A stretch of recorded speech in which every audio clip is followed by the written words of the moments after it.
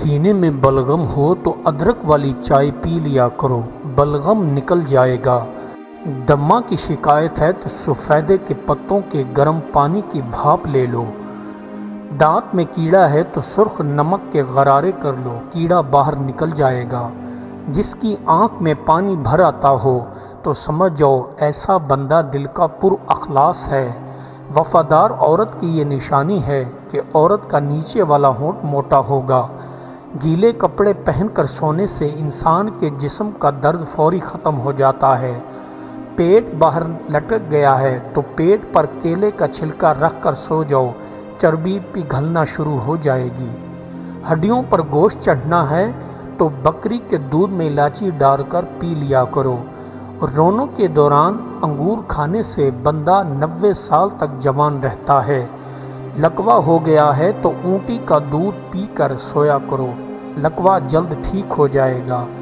جلد لٹکنے لگ گئی ہے تو ابلے ہوئے آلو کو چہرے پر لگایا کرو، جلد جوان ہو جائے گی۔ ٹماٹر کے چھلکے کو سر پر مسلنے سے گرتے ہوئے بال دوبارہ آنا شروع ہو جاتے ہیں۔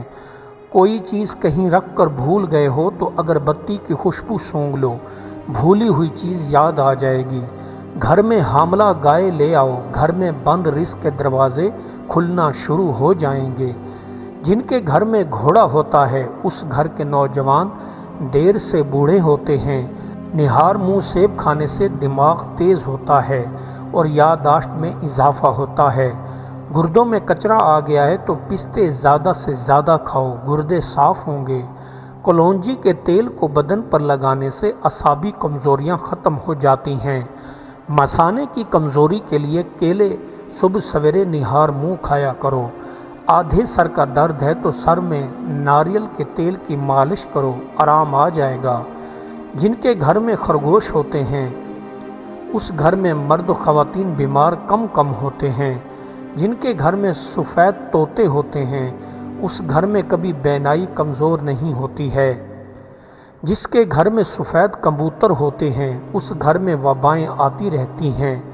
جس گھر میں لوگ لیٹ رات کو سوتے ہیں اس گھر میں غربت فوراً آ جاتی ہے۔ اے مفلسو، دل کی حفاظت رکھو۔ اہل دل کی مجلس کی حاضری میں اہل ظاہر کے سامنے ظاہری ادب ضروری ہے، کیونکہ خدا ان سے رازوں کو پوشیدہ رکھنے والا ہے۔ یاد رکھو کبھی بھی اچھا دن تمہارے پاس چل کر نہیں آئے گا، تمہیں ہی اچھے دن کی طرف چل کر جانا پڑے گا۔ چوہے کا نفس صرف لقمہ اڑانے والا ہے، ضرورت کے بقدر چوہے کو عقل دے دیتے ہیں، اس لیے کہ بلا ضرورت اللہ تعالیٰ کسی کو کوئی چیز نہیں بخشتے ہیں۔ حصول قرب کے وقت جو دل کو دھڑکا لگا رہتا ہے وہ اسی خیال سے ہوتا ہے کہ مبادا اس مقام سے نکال دیے جائیں۔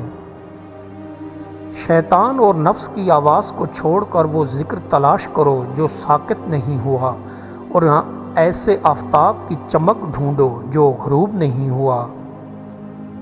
عقل نفس کا شکار تب ہی کرے گی جب مرشد یار بن جائے۔ اپنے نفس کو گردن سے پکڑ کر اپنے ان لوگوں میں بیٹھا کرو جو تمہاری مدد کریں۔ ایسے لوگوں کے ساتھ صحبت رکھنے سے پرہیز کرو جن کی ٹھنڈی آہوں کی شکل میں منہ سے باہر نکلتی ہیں۔ اگر رات نہ ہوتی تو کمائی کے لالچ میں تم ہر وقت مصروف کار رہ کر بدن کو تباہ کر لیتے۔ رات انسانوں کے لیے اللہ کی بڑی نعمت ہے۔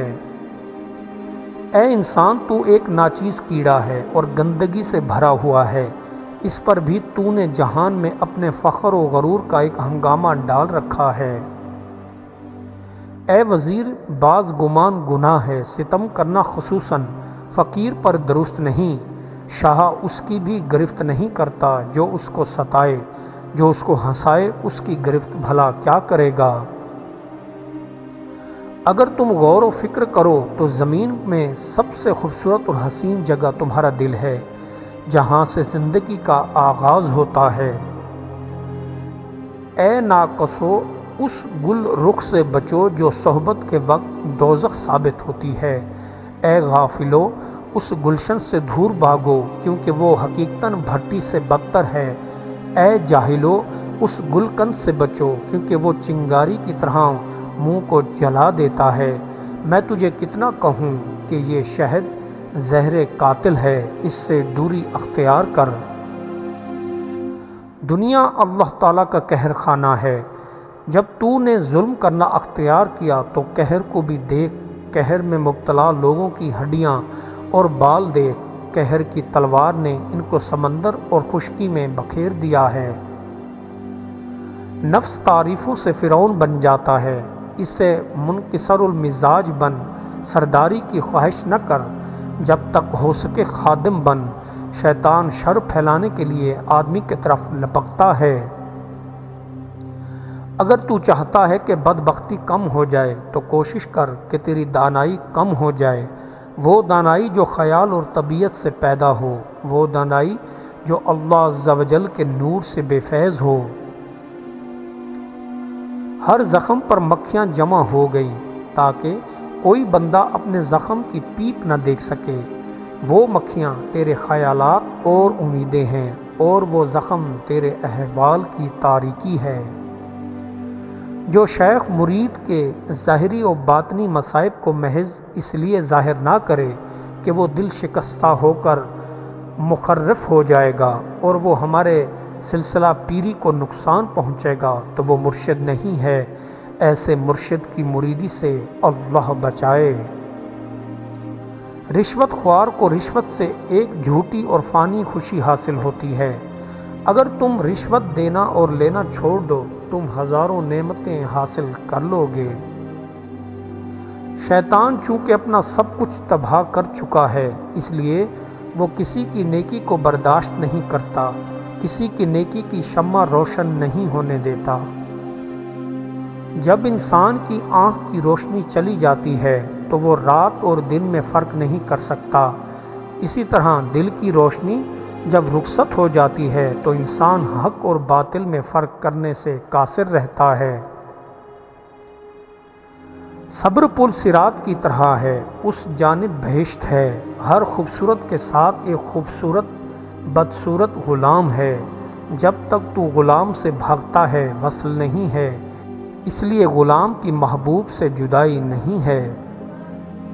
حضرت یونس علیہ السلام نے مچھلی سے نجات کے لیے تسبیح پڑھی۔ تو مچھلی کے پیٹ سے آزاد ہوئے، تو بھی تسبیح پڑھ۔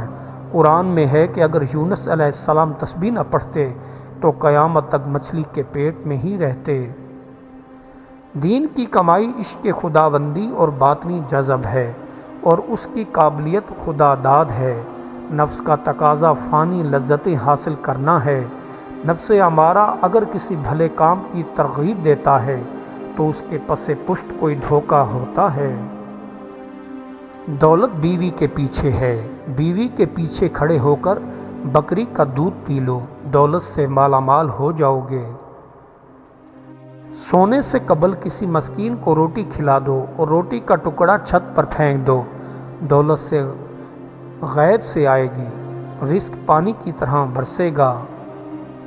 قیامت کے حساب میں لمحہ بلمحہ حق تعالیٰ کی طرف سے سوالات ہونے والے ہیں، اور دل کی چھپی باتیں جسم میں نمایاں ہو جائیں گی۔ اللہ کا شکر ہے کہ اس نے ہمیں بعد کے لوگوں میں پیدا کیا اور ہم نے ان سزاؤں کے بارے محب سن لیا جو ہم سے پہلے لوگوں کو دی گئیں۔ تو کہتا ہے کہ خدا تجھے یوں ہی بخش دے گا، تو اس کو ایک شیطان کا فریب سمجھ جس نے تجھے بجا آوری اعمال سے غافل کرنے کے لیے یہ الٹی سجا رکھی ہے۔ روح کو سکون اس وقت ملتا ہے جب دل کا غبار چھٹ جاتا ہے، اور دل کا غبار اس صورت میں چھٹتا ہے جب تم اللہ سے لو لگاتے ہو۔ اے مطلبی انسان، اولیاء اللہ کی نظر پانی سے زیادہ گندگی دور کر سکتی ہے، کیونکہ پانی تو صرف زہری پلیدی ہی دور کر سکتا ہے، مگر اولیاء اللہ کی نظر تمہارے گناہوں کی سیاہی دور کر دیتی ہے۔ جبر کاملوں کا بالوں پر ہے، جبر ہی کاہلوں کا قید خانہ اور بیڑی ہے۔ اس جبر کو نیل کے پانی کی طرح سمجھ جو مومن کے لیے پانی اور کافر کے لیے موت ہے۔ جب انسان بولتا ہے تو زبان کا پردہ ہٹ جاتا ہے۔ ذہین آدمی برجستہ بھی ایسی بات کہہ جاتا ہے